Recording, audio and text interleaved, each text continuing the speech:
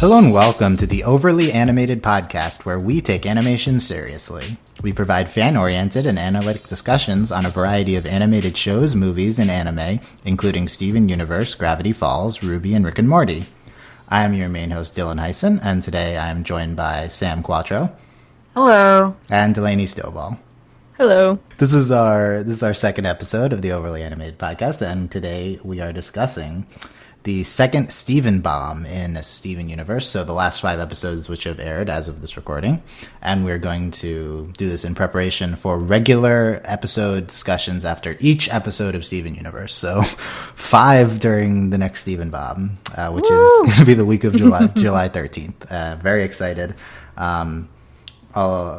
Steven Universe is a show I caught up within this year, and I think is genuinely one of the best shows on television, and it's a major reason why we're doing this podcast. Even though Avatar and The Legend of Korra have ended, great animation continues on TV, and of course I bring those shows up because that is our previous experience with podcasting. We ran an Avatar and Korra podcast for about 8 years with over 150 episodes. And so we bring a lot of podcasting experience into this new venture, and this is basically my attempt at a more professional podcast. As I said last one, but I think different people are going to be listening. Last podcast, but I think different people are going to be listening to different ones here, because we're talking about completely different things each time. And I hope the Steven Universe fandom, embraces our discussing this. I hope we do a good job. We're certainly very passionate about the subject. And there's some very passionate fans out there too, as they should. You can find all the information about this podcast, including our bios, an about page, and links to our social media at overlyanimated.com. So we're going to talk about each episode in less depth than we would for an individual episode discussion segment for each one, because we have 5 to talk about. But yeah, Let's start at the beginning, I guess. I feel like we're going to get the most discussion out of Sworn to the Sword, the first of the 5 episodes. Yes. Yeah. This is the one where Connie and Pearl were sword fighting. And I want to get general reactions to this one. It didn't immediately just there. We've had a lot of time to sit on it and think about it. And Sam, what do you generally think of this episode? I liked it a lot. I don't know. It's sort of like a parallel to the last Steven bomb in terms of how they aired it, like what order they aired it in. Yeah, the first episode of the last Steven bomb was Rose's Scabbard. Another this similar subject matter and similar emotional depth to it. Yeah. I liked it a lot. I liked the song. The song's good. I felt the feels. Yeah, it was a good. I think it was like a good. What's it called in baseball? Like the first person who is up to bat. I don't know. Lead off? Anyway, yes, it's a good lead off. Thank you. Okay. That's a little awkward to say it's a good lead off, but okay. You are. I didn't know there was a baseball thing. I learned something today. Okay, thank you. Delaney, what did you think of Sworn to the Sword? I love Sworn to the Sword. So great. And a lot of it, like, this is all the Pearl episodes are great anyway, but Sworn to the Sword is one of those episodes that it has everything in an episode that I love, and like subject matter that I just like adore. Like sword fighting, great. If there's sword fighting, I will probably watch it. And the song is amazing, and I was all for Connie, and I just caught up in I think it was 2-3 days ago, and I'd always seen on Tumblr, Connie with a sword. I'm like, I want to get to this point. I want to see Connie fighting people. And it was just great, and I just really enjoyed it, and the feels, of course. You'd always seen that on Tumblr in that long week. You sweet young. Yeah, you young. I know. Child. Well, no, the way they showed, I was really confused watching some of these episodes because of the way everything looked on Tumblr. I was like, what? This isn't what I thought this was. It's very confusing, but no, it's great. The experience of marathoning something while looking at it on Tumblr can be quite disorienting. Okay. Sworn to the Sword. I think this is an incredibly excellent episode of television. I think it's just a triumph of this medium, this 10-minute short form animated episode medium, and it's 11 minutes. 11 minutes, and 11 seconds. It's like how the half an hour ones are 22 minutes instead of 20 minutes. This episode is incredible. I need to stress how good this is. Do It For Her, the song, is I've probably listened to it, over 50 times, maybe more than that. I've seen the specific segment with the animation maybe 10 times on its own. It's so good during that. It's so resonant, so like deep, and like subtle without being too subtle, and overt without being too overt, like simultaneously somehow. And just the emotional depth to Rose, Pearl's feelings to Rose. Pearl, my favorite character. You'll find that this podcast probably will be very Pearl loving. The fandom seems, the large portion of the fandom seems to not like Pearl for some reason. There's a thing going on. You will Tumblr. not find that opinion here. We love No. Pearl's my favorite character, and who my second favorite character is Connie, and this episode was about them, and it was incredible. I love the depth it brings to Connie and Steven's friendship, which you don't even remember that they have an incredible sequence in the beginning with them singing a song. Like, that's also part of this episode. Yeah. It's so good. I think this is close to perfection, with the only not problem being, but it's not necessarily incredibly well done, is I believe the climax of this episode is too over the top. I believe Pearl's reaction, and the reason I think that is true is because we already got an episode about Pearl's feelings for Rose, and they're very clearly romantic feelings, and we get that, and Pearl's Scabbard really covered that, and that's what Rose's Scabbard, covered that. I mean, we just ship them so hard, they're just one person, right? That's what Eric. Whoa. I see what you did there. I mean, fusion, right? We'll talk about fusion later. Eric Thrum, the AV Club reviewer, mentioned that as like the only flaw of the episode is that this isn't new information that Pearl has these feelings for Rose. So as Do It For Her is playing and you watch it for the first time, it's not like we're learning something new about Pearl. However, the reason that song resonates so much is because as you're watching it for the first time, you start to realize what exactly she's talking about. I mean, of course, it's obvious conceptually looking back on it, Do It For Her, him, that it's this, they're talking about different people and such, but I don't think it's obvious right from the beginning of the song. And the way it builds up is just so incredible. And I think watching it for the first time is like even better than the subsequent watches when it's still incredible. But I do think the climax of the episode, which may be overlooked and is looking back is not as clear in our heads.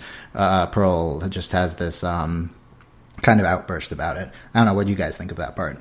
I'd like to disagree a little bit.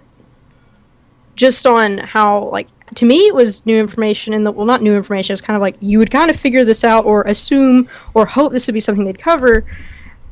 And of course, I'm still foggy. I watched it all at once, but the idea that Pearl, has had feelings, still has feelings for Rose, and then how that complicates her relationship with Steven, which I feel like was the main part of what this episode was about. Not necessarily her feelings for Rose, but how that meant how Steven was a part of that and that part. And like when she's like, why don't you let me do like that part? I was just like, oh my god, that was that for me. That was like the most for me, that was the new information part. The whole, now we're introducing, I mean, it's been hinted at, I mean, it's not that big of a logical leap to make, but that's something, to look at. I think you could argue that that's a good perspective on how Pearl relates to Steven with her previous feelings for Rose, and still current, obviously. And I also think that this is something that was covered in Rose's Scabbard. I think that... Oh, it was. I agree. Yeah, I think that this episode, it's interesting because thematically, this is almost an exact rehashing, I would say, of Rose's Scabbard, really.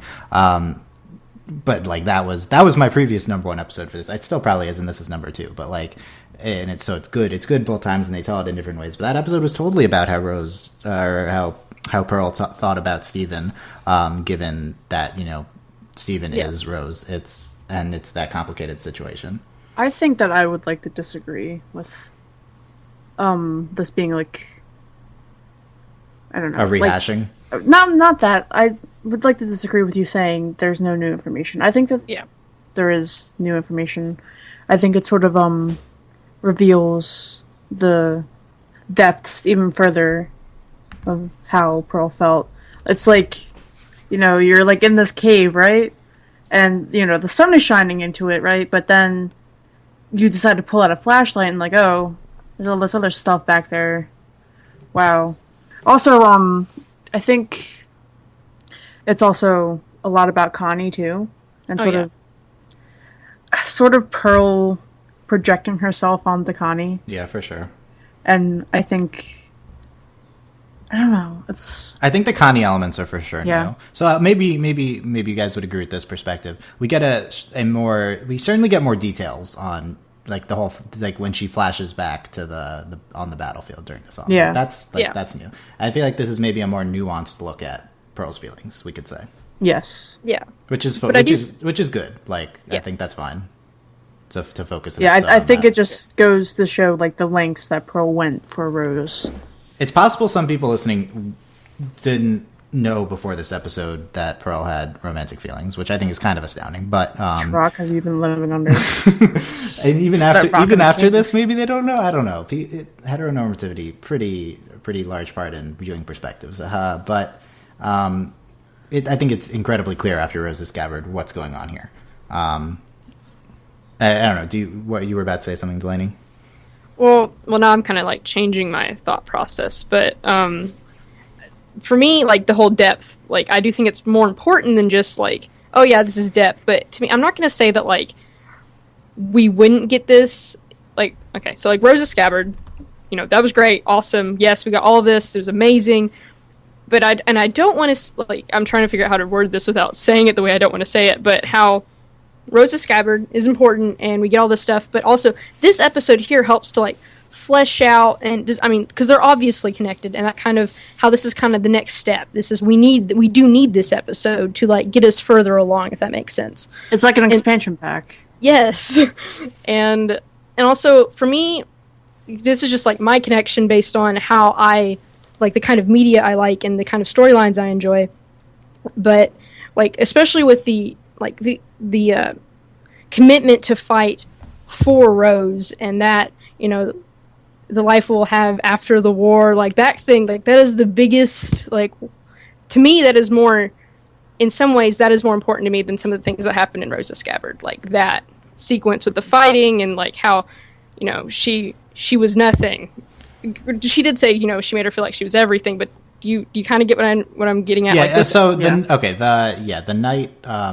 The Pearl is Rose's night is a new perspective on things for sure. The Rose giving Pearl meaning, and at the same time she was nothing in comparison to her, is a new perspective on things. And the life after the war thing, there's just quite a striking line in the song. It's maybe my favorite in the entire thing, and it gives a more clear perspective on what what her motivations are during the previous thing, which we didn't even see. I guess I might argue that you could. So the Connie stuff is new plot movement. I might argue that you could take this episode out, except for the Connie stuff, and the rest of the show makes sense. But that's not what I judge the quality of an episode on, right? Like, I don't care about that might be true or might not be true. And we've kind of debated that concept a little bit. And ultimately, I'd say it's not important. Ultimately, this is close to perfect television. That's the important part. This emotionally resonated with me incredibly much. That's not phrased right. But it was so good. That song is so good. Everything here is so good. And if we're not going to be doing grading on this podcast, new information for you guys, even though I did with Mel at the end of the last one. But if I did, this is like a 9.9 or a 10. This is it. This is like, I don't know. Do you guys agree? Yes. Where would you put it in terms of ranking the SU episodes, Sam? I mean, it's up there. I just think you're getting a little bit overboard there, Dylan. Yeah, I mean, it's going to be different for everyone, for sure. But like for me, this is this episode. This is probably my number 2, if not number 1. Yeah, I mean, it's definitely up there. It's just like, I don't know. I think I just have different reasons for liking it. Yeah, I mean, there's so many perspectives you can take into the show. There's so many character perspectives and stuff like that, and emotional. This episode compared to a Jailbreak, compared to like any different type. There's so many types of episodes here, and so much different ways it can resonate. For me, the pantheon of episodes is Rose's Scabbard, Jailbreak, and this one, Sworn to the Sword. But there's certainly many other good ones too. we could come back to it if we want, but let's move on to our second one. Probably the one we'll talk about least: Rising Tides, Crashing Skies. Ronaldo. Quickly, thumbs up, thumbs down on this, Delaney. Oh, can I do like a sideways, almost up? Okay. Because I'm still not sure if I like Ronaldo as a character. Like sometimes watching him, like okay, I'm like I feel for Ronaldo. Like if I was in this show, I would be Ronaldo. But then other things happen, and I don't hate him, but I ended up I watched this episode, and then like I was like, oh my god, I'm not gonna like this episode. It's just about Ronaldo, ew. But then as it went on, I'm like, I actually enjoy this episode, and I'm enjoying how they're doing it, and maybe I guess a full thumbs up. Okay. But it's a reluctant thumbs up. A reluctant thumbs up. What do you think, Sam? Thumbs up. I liked it. Yeah, I'm very thumbs up on this. I saw maybe a lukewarm reaction to it. Like, this is like a comedic episode after an incredibly epic and emotional episode. But it's, for me, Rising, I think this might actually be the third best of this incredibly strong 5 segments of episode. And we'll I guess try to rank them at the end, even though that's dumb, but we will anyway. I think the Ronaldo character is an incredibly strong side character. I like his hair. I do like his hair. All of the what's their last name? Fryman's. Yeah, Fryman. The Fryman's family's hairs are great. To me, so what this episode... Okay, so Sworn to the Sword happens, and I was incredibly blown away. And I was like, this might be the best show on television. Like, I'd had that thought before, but I was like, after Sworn to the Sword, I'm like, this could be the best show on television. Show me one more. And then Rising Tides, Crashing Skies happened, and it's not the one that I'm looking for, but to me, this shows you how good they are from different angles. A mark of an incredible show to me, one way this can manifest, and I'm going to draw an analog to 30 Rock here, which is an interesting comparison, but that was a sitcom, which I don't think is quite as good in overall quality as Steven Universe is right now, which is, I'm telling you, I think Steven Universe, not just the best animated show on TV, maybe the best show on TV. And they did an episode, Queen of Jordan, where they took a fake reality show look at Tracy Jordan's wife on the show and had her be a fake reality show. And that was one of my favorite episodes. It was incredibly funny, and they were able to achieve the same, if not even a higher level of quality that they had for their general episodes on this gimmicky episode. And I think that's what Steven Universe is doing here. They have this gimmick Fox documentary that Ronaldo is making, and it's still really funny, and it's really good, and they can approach things in so many different ways, and to me that's the mark of a really strong television show. Well, you're only as good as your gimmick episodes. It's true. That's what we were saying now, yes. Well, no, that's how I feel about life in general. Episodes and life in general? Yeah. Yeah. I don't know any standout things from this episode. You mentioned the internet's, obsession with snake people or Sneeple. Editing? Or Sneeple. Yeah. The editing. I enjoyed that. That was one of the things. I enjoy things like that really draw you in, and it's just yay, this poorly edited documentary. Yes. Jenny, intimidating teenage girl. Oh yeah, that was great. I'm blanking on Ronaldo's brother's name. Petey. Petey, yeah. Yes. Petey, I just love I that. love him. I love how he was characterized in this episode. He was so sweet. Yes. He's a sweetheart. Yeah, it was... I really liked how they... You know what they do is they build up your knowledge of his involvement in the documentary, right? It becomes more and more clear that he's filming most things and is very involved in this. And it's cool. It's sweet how he's doing it for his brother, and how he knows him better than himself at the end too. Stuff like that. That really resonated with me. Garnet's reaction to everything in this. I like her just standing at the door. Yeah. Yes. She's like, I just wanted him to get that camera out of my face. And then Steven likes it at the end, aw. Yes. Yeah. How can you get, so this? great. He's so sweet. That was really sweet, and yeah, I really like that too. He just sees the good in everyone. And I really liked how this was kind of a take on, I don't think it's a trope, but it's a thing that, this happens, this plot happens. It's not necessarily in a documentary form, but this plot happens in shows like this, it happens. And I liked how they handled it in, at first in the expected way, but then but it all gets resolved in a very real, like, I'll say realistic in air quotes, but I mean, you know what I mean. So you mean the trope of the outsiders finding out about this magical main character's presence? Yeah. Well, I like how the entire series handles it anyway, because it's amazing. I'm in it's the best part. I really love how they resolve it. It's so realistic that he has to ignore it to keep it shitty weird. Yeah. I think they built that up very well. I mean, anything for the blog, you know. They've really been building up to this episode with all the Ronaldo episodes. Like, this is as like comedic and like and filler as this one is. This is the culmination of quite a few episodes. Of it's like the beginning Ronaldo episode, so it's like the Sneeple. It's like, oh, is he just literally never going to find out about the crystal gems right here? Who don't even try to hide it, and then he does, and it's like, oh, what's his reaction going to be? And then it makes sense because of the build up they've been doing. Well, it's interesting that a side character has had this build-up, and like this is the culmination of Ronaldo. Like, we have a Ronaldo episode that's like, we've had other Ronaldo episodes, but like Steven's not like this is Ronaldo's episode, like completely. Yeah, no, it's completely him centric. It's the Zuko alone of yes, but no, he's not that important. But it's How do you know? Maybe he's the new Zuko. He's going to be a crystal gem. He's going to join the group at the end.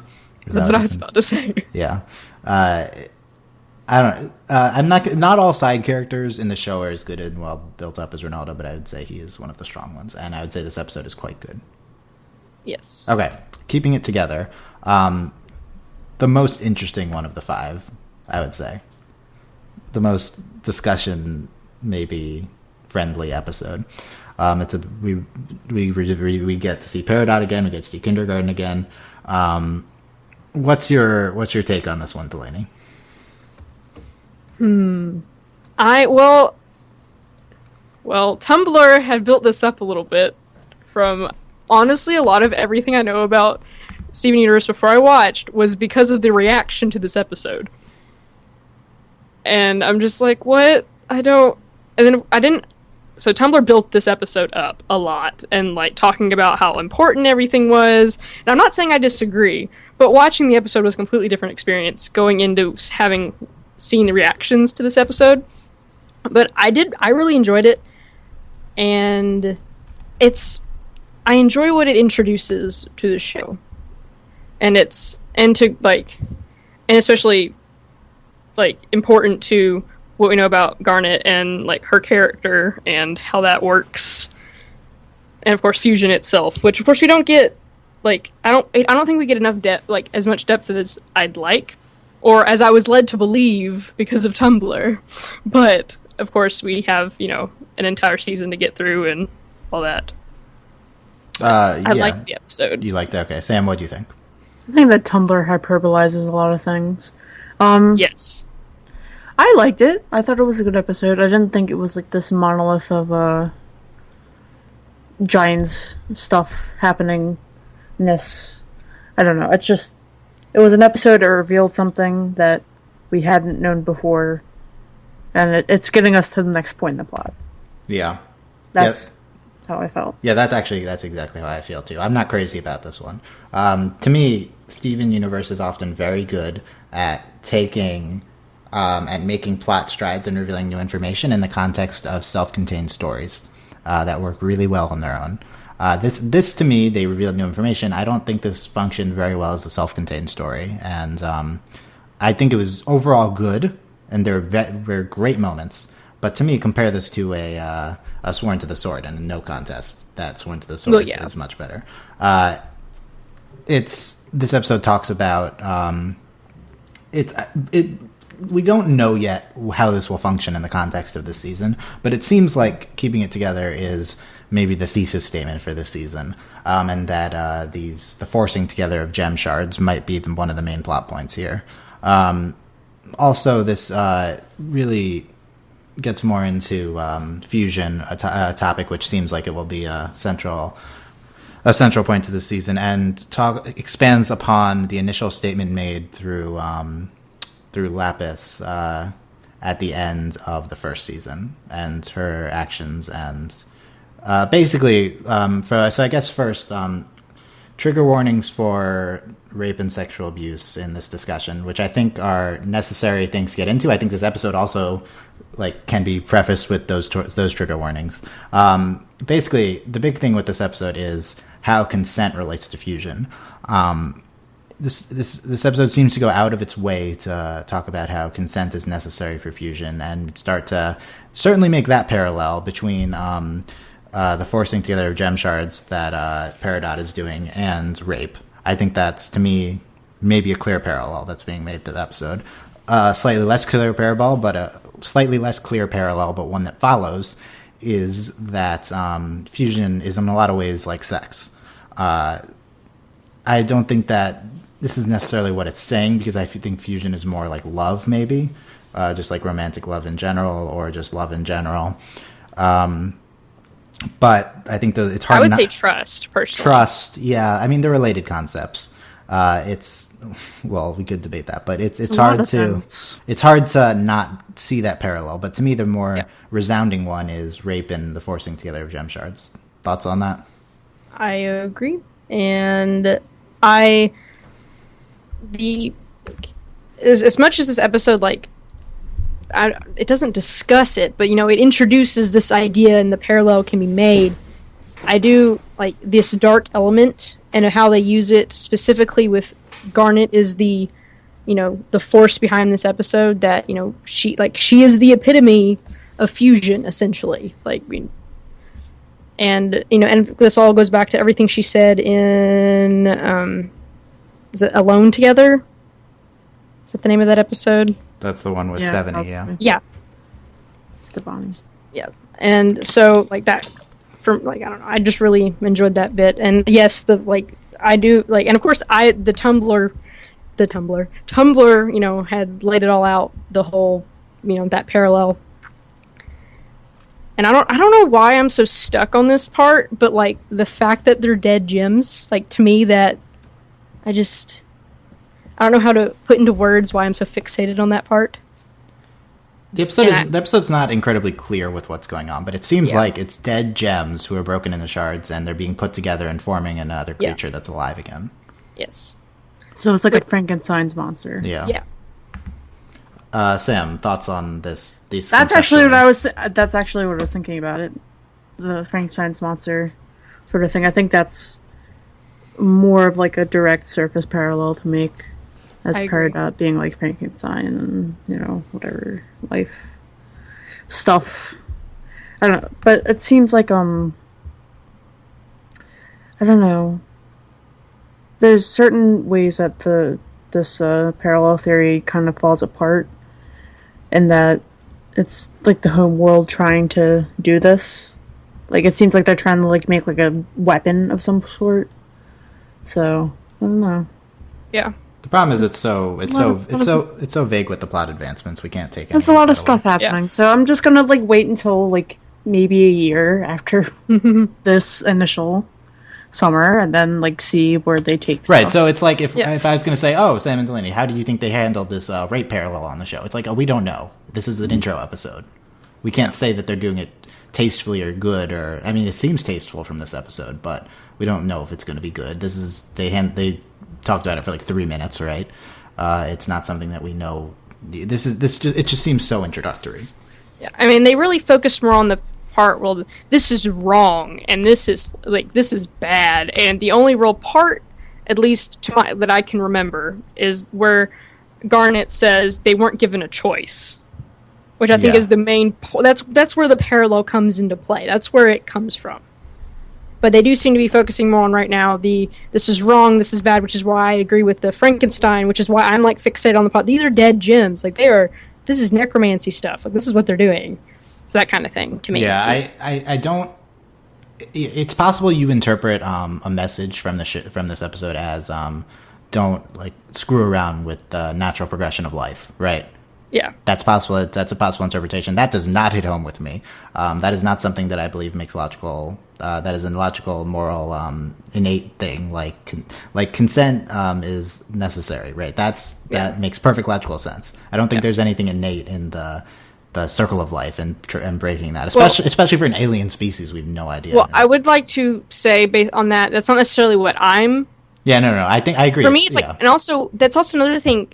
Not it's not heteronormativity, but relating to a concept like heteronormativity, which I don't know if it has a name, but we see this all the time. Like, don't mess around with the dead. Don't do this. Don't do this. Don't do this. Like, it's in like all shows. Like, it's just a thing.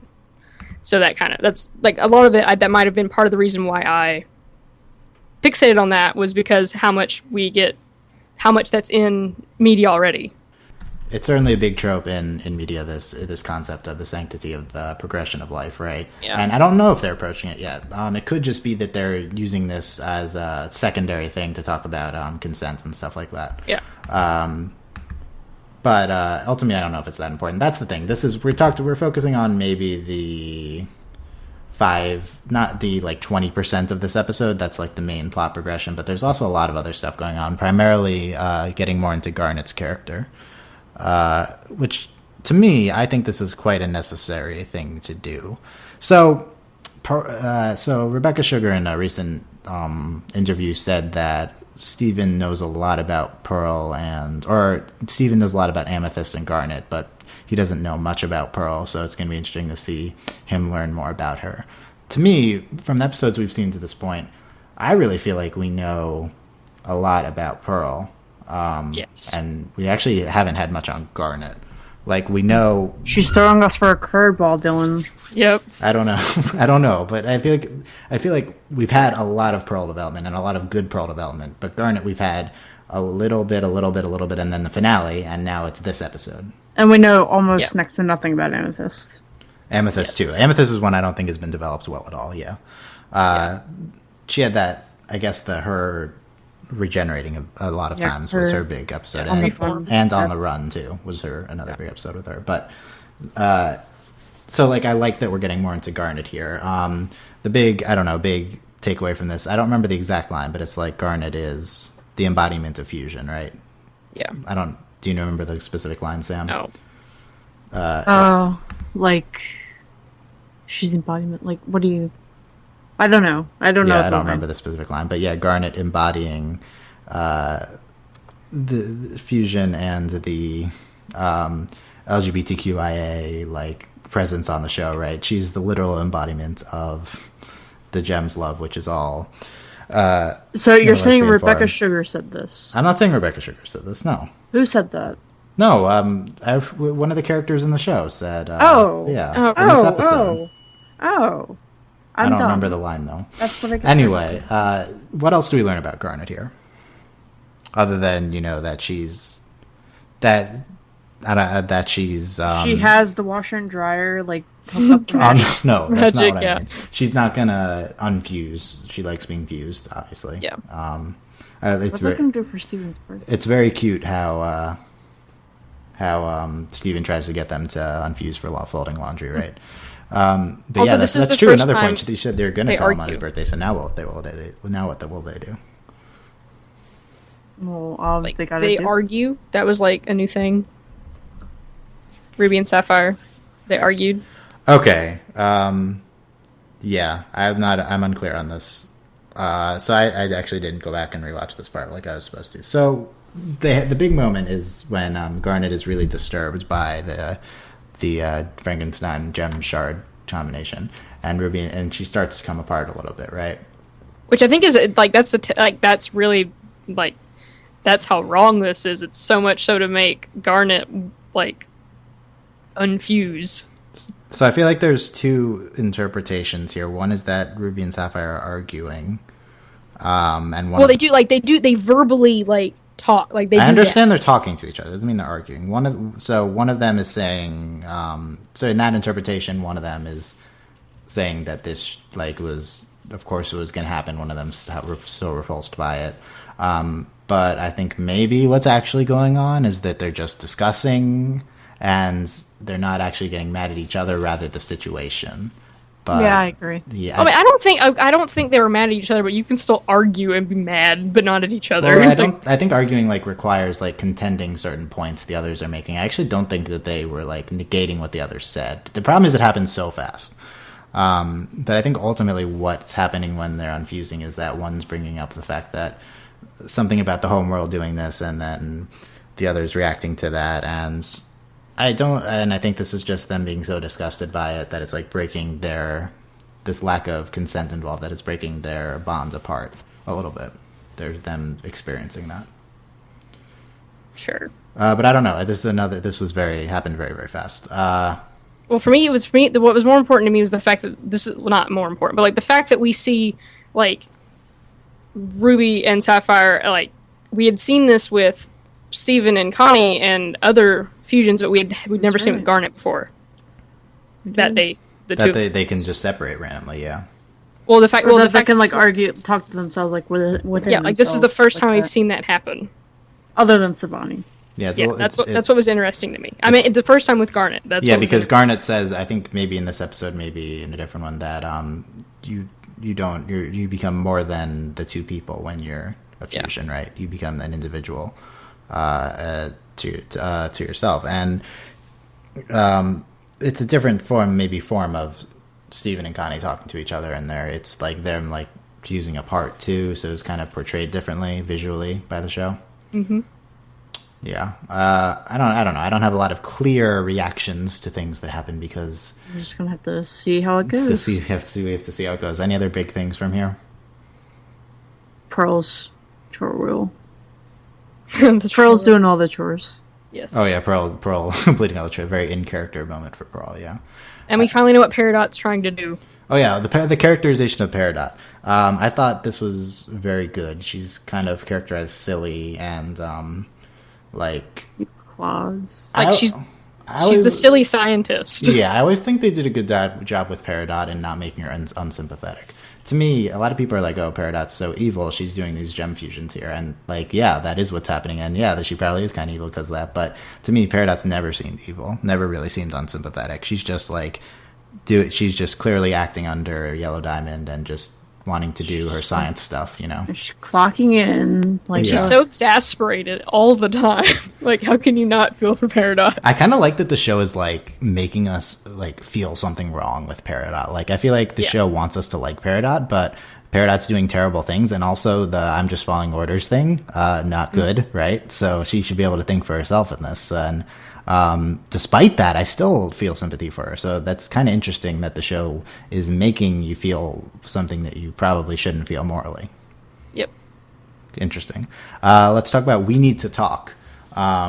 Ooh. The flashback How appropriate. episode. We are talking right now. I thought the show was going to break up with me when I saw it. I saw the title and I was like, no. Okay, good joke. No, JK was funny. It's like a dad joke. That was like a dad joke. Good job, Delaney. You're welcome. How appropriate again, because I'm clever. Wow. Darn it! This is dad. This is my second favorite episode of the five. So we have Steven and Connie fuse in front of Greg, and then he tells the story of him and Rose. This is kind of the continuation of the previous Greg Rose flashback episode, and here we see them recording a music video, and then Pearl taunts Greg into thinking that he tries to fuse the throws, and then they talk, and then that's it, right? She drops the mic, though. I'm still not over that. Yeah, so I guess, I don't know, there's so much going on here. These episodes are so striking because they're just not what's the regular part of the show is. How do you feel about this episode in general, and how do you feel about how it portrays Greg and Rose's relationship, Delaney? I like the episode. I enjoy Greg. In the beginning, I was like, I don't know if I'm going to like Greg. I like Greg. Greg's cool. We get these fun episodes with Greg, and we get to see Rose, which is always exciting, because they always hide Rose, you know, and then we actually get to see Rose, and it's exciting. But I'm not, like...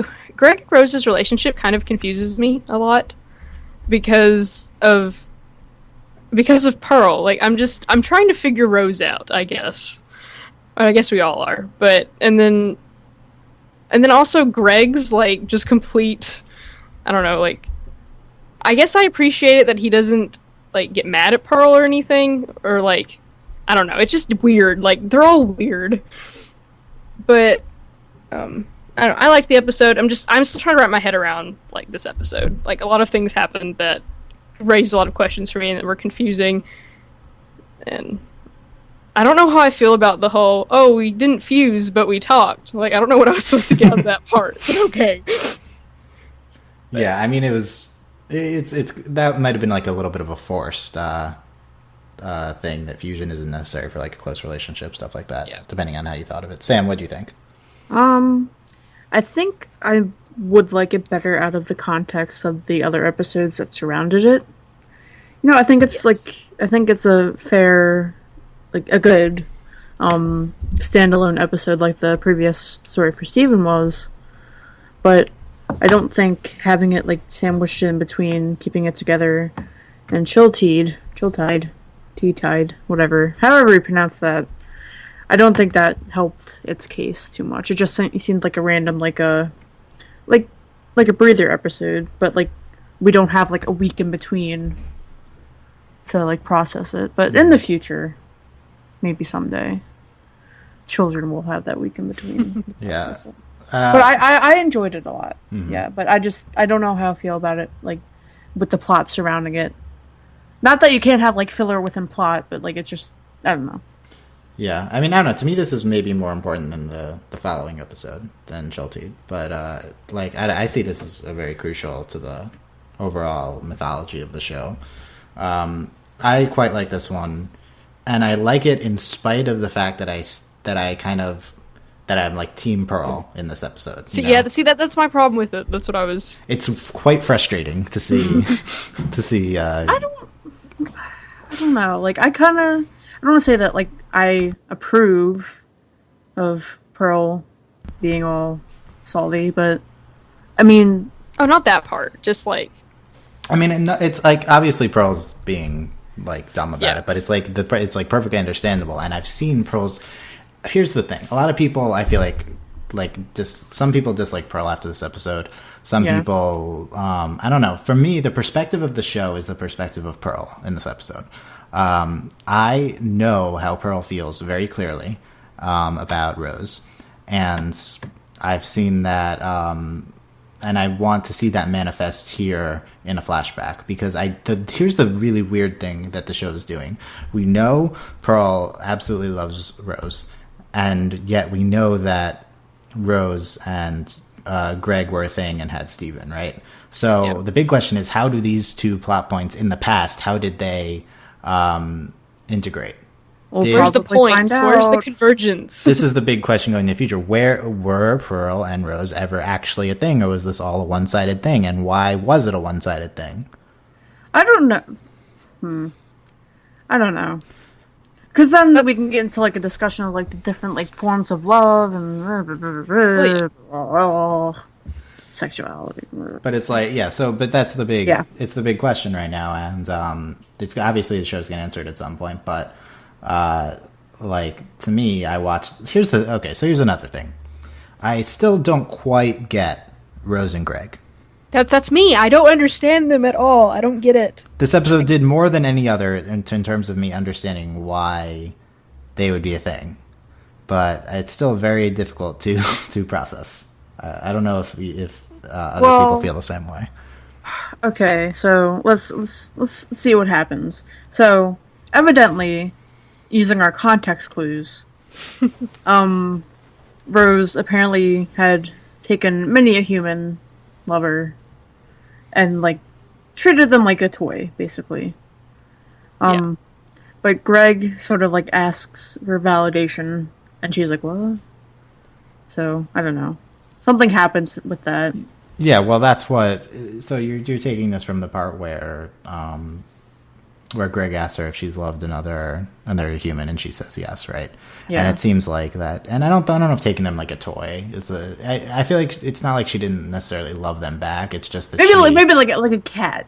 She just viewed them in this short lifespan terms, right? Yeah. And Greg really rebels against that. Greg came and like, oof, everything and changed. She doesn't call him Greg. Mr. Universe. Mr. Universe, yeah. And not just that, but like repeatedly she says human to him, which is just weird. I mean, it's understandable coming from the context of like the gems, but like it's from how everything's been fed to us, it's odd seeing these two, and then she just keeps calling him human. So I guess it's clear that Rose really loves humans, right? And she rebels against her homeworld because of humans and them like abusing the Earth and humans. And it seems this episode makes it clear that she's doing it for a reason more than the fact that she morally, in like a vacuum, not in a vacuum, morally from a very objective perspective, objects to this, right? It seems like she's an attachment to humans. And I guess we're manifesting this through the fact that she has loved multiple humans, so it makes sense she saves the Earth and then she like falls in love with multiple people. I guess. I still don't really get it from her perspective, but It's like Well, some I've YA wondered, novel stuff. like, I don't know how it works. I don't think any of us know how it works because it hasn't been very specific. And of course, I could be wrong. I mean, I just watched it, but I could see. I mean, Rose. For all we know, Rose has done this before. Like, we don't know what happens when Steven dies, and like because we know they don't have their like gyms always seem to be a thing, except where we've seen that we have dead gyms and like they're fused together, but we don't know what it like. Well, we know that gyms can die, but Pearl said like they don't die of old age, right? That's something they said. Gems don't die of old age, yeah. So like for all we know, Rose falls in love with a human a lot. Like this happens, they have a kid, and then they get Rose back for a time, and then they do this, and we don't know how many times this has happened. I mean, it could. Okay, so from and that could be a secret that they keep from Steven to protect Steven. Oh, okay. So that's interesting. So the piece of information which contradicts this is Steven has repeatedly been told he's the first gem-human hybrid. Okay. Yeah, so until that last part, this was ignoring this one piece of information that's possible. Like, based on this episode, that would be possible. But from our perspective, which is Steven's perspective, Steven is the first of his kind, and I feel like it makes sense with this episode because this is the first time that Rose... that a human legitimized herself enough to Rose for her to want to, I guess, intensify their love. I feel like that's the takeaway in terms of that. Intensify. Into Rose manifesting a female reproductive system, and which is what happens apparently according to Ian Jones Quarterly on an old Tumblr post. Rose grows a womb inside her, and that's so great.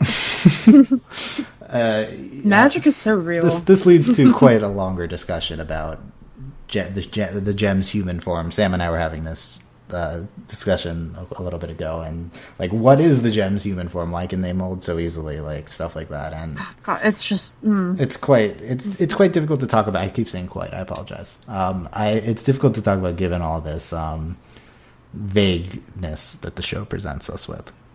Which is... We'll find out eventually. The show is frustratingly slow in establishing things sometimes. But a lot of times they make it work. Overall, We Need to Talk, I think, is really well done. I guess Pearl's character is something else to talk about here. I think everything she does is understandable given the build-up that she's had to this point. And I think Pearl is sympathetic to me in this episode because... despite the fact that she's undying love for Rose, she's restraining it like this. Like, to me, that's, like, really cool of her, and I like how, even with that, she's still, like, a good person to Greg overall. Like, yeah, she taunts him and tries to manipulate him, but it's very minor, and I still think she's, like, nice overall with him. Oh, yeah.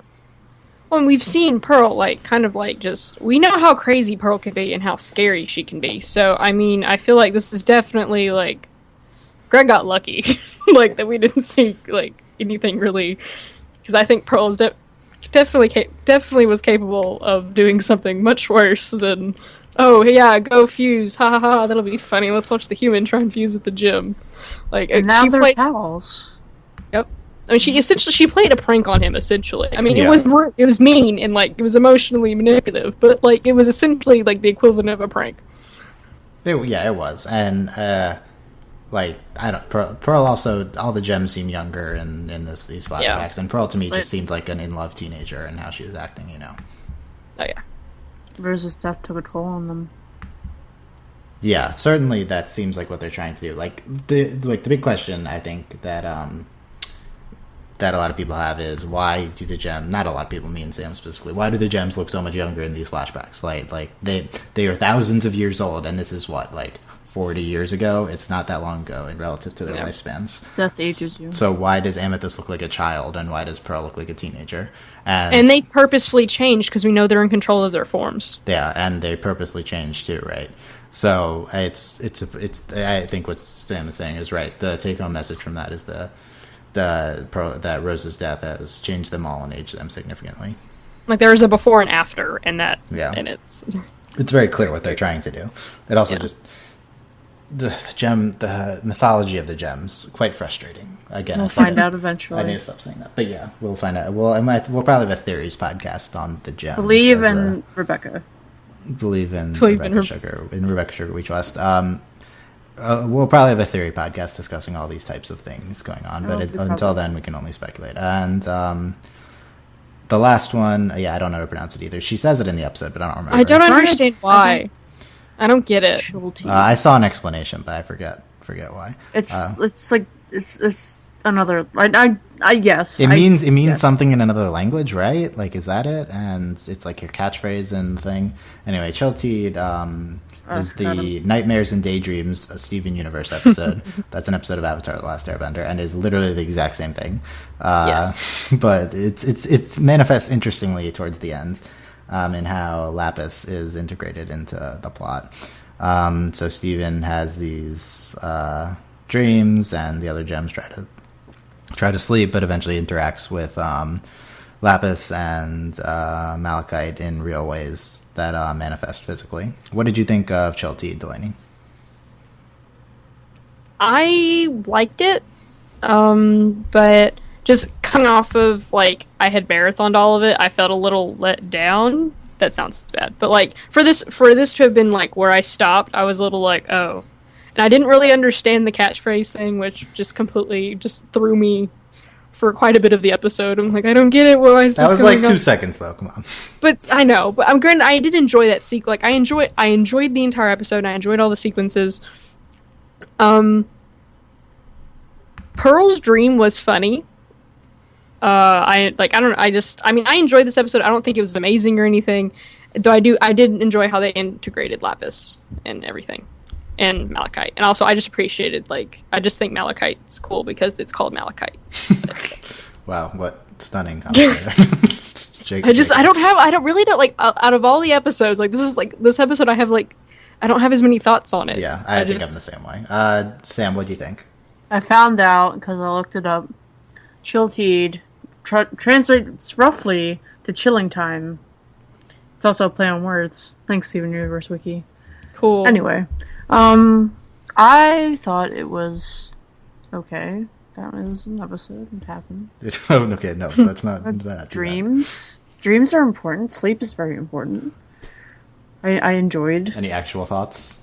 It felt a lot like Keeping It Together, except with more filler-ish. Yeah. So for me, this is like a filler episode that was clever because it integrated plot at the end.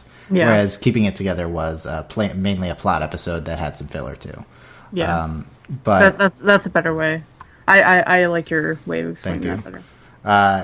The biggest thing I like about Chilteed, other than Lapis Lazuli's presence, who I'm in love with, is that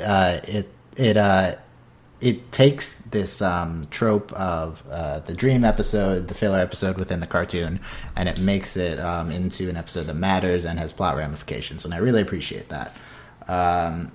But at the same time, I also the filler episode elements are still there in the beginning. I think a lot of them are well done. I think the AV Club gave this an A. I didn't have quite as high reaction to the humor parts in Steven's dreams. I mean, they're funny and stuff, but I guess I didn't respond as well.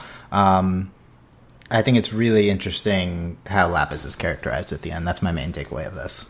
I mean, Lapis is one of my favorites, and I actually think a lot of the fandom does feel that way. But what's quite interesting is how, I'm getting mad at myself for the continued usage of the word "quite" here, but it is. You need a thesaurus. Have a quite count. I need a thesaurus. We're recording this podcast immediately after I recorded the last one with Mel, by the way, so Getting Wow, a little don't exhausted. reveal your secrets. I'm sorry, to guys. Gosh. Getting a little. Gotta have exhausted some here. tricks. Lapis is categorized really interestingly because the big takeaway with Lapis is that like it may be, and I think Eric again at the AV Club made this point, but it really feels like she thinks that she's on Steven's side. Like I actually think that we didn't know that before. Lapis kind of seemed like a vigilante in the finale of season 1, and I think here it's like she thinks this is the best way to help Steven. Yeah, because he helped her. So, remember? Which I love. I love how sweet Steven is to Lapis always. It's so wonderful, and this is like maybe one of the first times we see recognition on Lapis's part. But it's in a major way. She's just throwing away her life in order to what's her name, by the way? I'm blanking. Jasper? On Jasper's on keeping Jasper in check on Earth, and we don't really see the logic behind it. It's like, why can't the gems handle Jasper on her own with no one else around, right? Like without their technology, without Peridot, why can't the gems handle Jasper? But so we don't. It seems a little illogical, I think, from our perspective. But this seems to just be what Lapis wants to do to help. Maybe she thinks she's non-deserving of because of how nice Steven was to her. Maybe she thinks this is what she deserves or something, and doesn't have a high self-opinion. But we don't really know that either.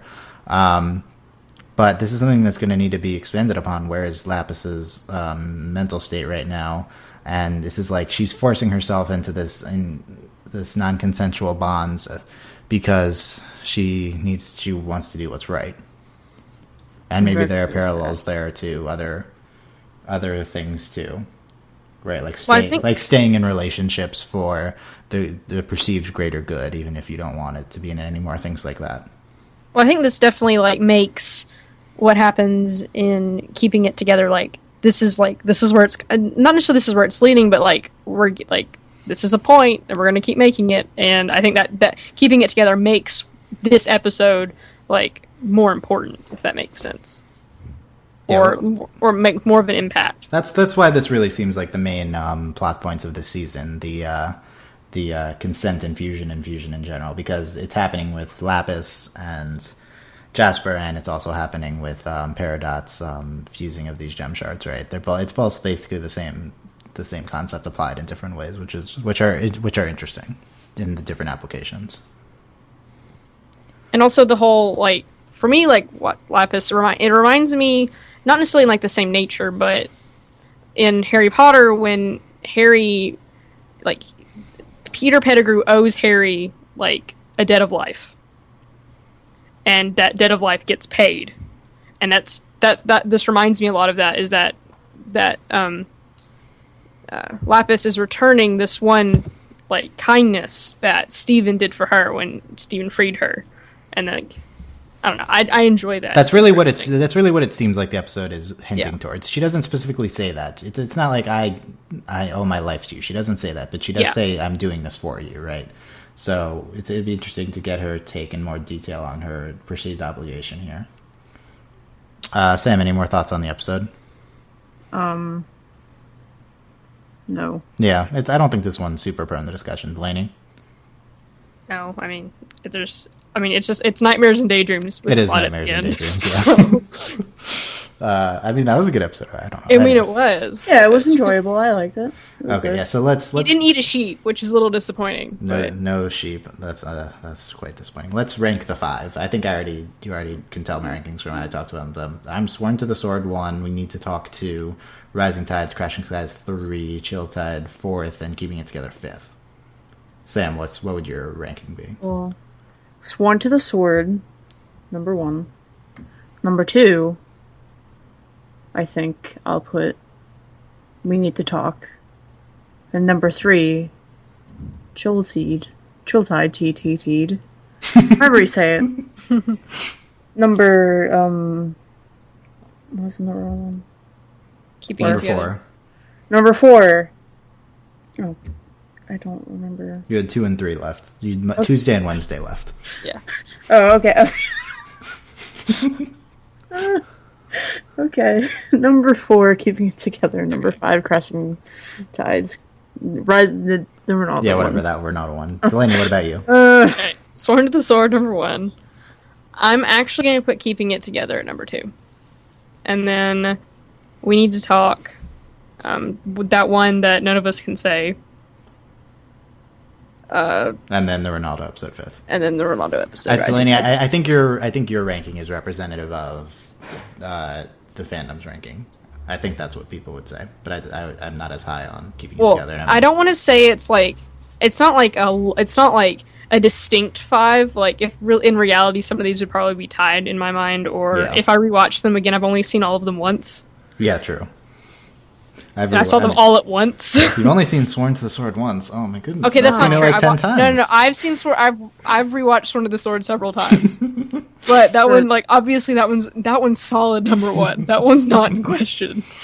Yeah, I know. I think that about covers it for this. I think this is going to be longer than our typical Steven Universe podcast. We're only discussing one episode. I'm quite excited to see. I said quite again to see where we go next with this.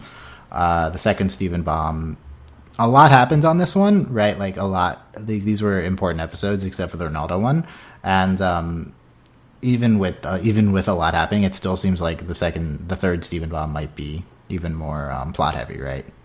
Yeah. There's a person that's named. Yeah, I don't. Well, okay, we'll have a preview We'll have a preview podcast for the third Steven Bomb, so we'll talk about all of that upcoming. Thanks for listening, guys. You can find more about this podcast at overlyanimated.com. There you can find our social media links, etc. I've been Dylan Hysen. That's Sam Quattro and Delaney Stovall. Sam, where can we find you on social media? You can't. Okay. It's Delaney, where... You Do you actually want to say? Like, yeah, no, this is the new thing. I'm going to ask you, and you plug your Twitter and if you want your Tumblr and stuff like that. Oh, okay. My Twitter is at coolmcr. And KOOLMCR. That's how you spell it. And my Tumblr is stupidnervous.tumblr.com. Delaney, where can we find more of you? Okay, Tumblr, if you really want, it's Tumblr, Guru Korasami.